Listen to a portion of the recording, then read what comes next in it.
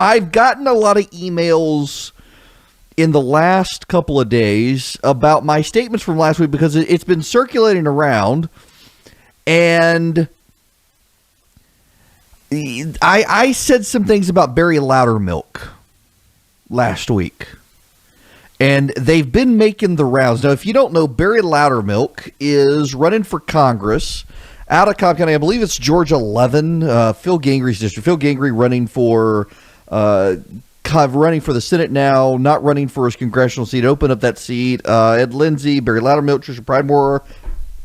I think a couple of people are in there, and I made some comments about Barry Loudermilk last week. And they have circulated all over Facebook and Twitter and the emails, the internets. I am supporting Barry Loudermilk.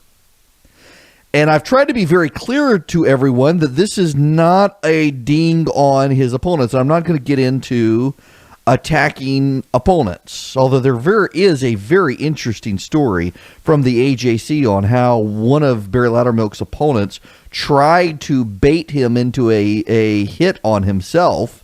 They didn't take the bait, and it wound up getting mud on the opponent. But nonetheless, the opponent held to their gun. It was a silly story, trying to get into the mud. Loudermilk didn't take the bait on it. But I'm supporting him. I am supporting Barry Loudermilk, and I'm supporting him because I know that he will tell his own side in Congress, the Republicans who passed No Child Left Behind and who passed Medicare Part D and who collaborated on Common Core and who collaborated on TARP and who collaborated on the General Motors bailout and who have collaborated with the Democrats on funding Obamacare and have collaborated with the Democrats on driving up the size and scope of government. I know Barry Loudermilk is willing to tell his own side no.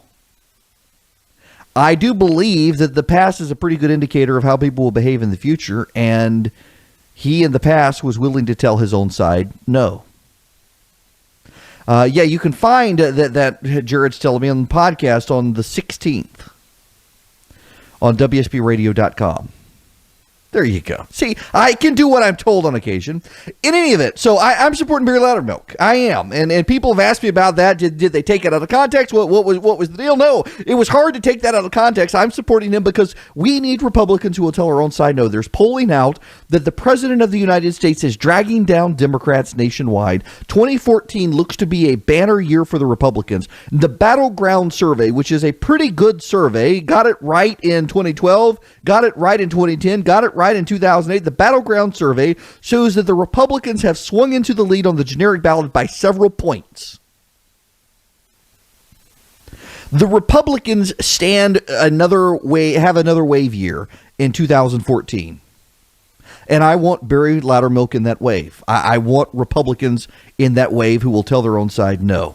We need to tell the Republicans no, as much as we need to tell the Democrats no. If you don't hold your own side accountable, I find that the other side is able to convince the voters to hold your side accountable, and that's one reason the Republicans got swept out to sea in 2006 is because they were spinning like drunken sailors, behaving badly, and their own side wouldn't hold them accountable. We've got to hold our own side accountable. Barry Loudermilk is one of the people who will go to Congress and hold the Republicans accountable, and he's not alone.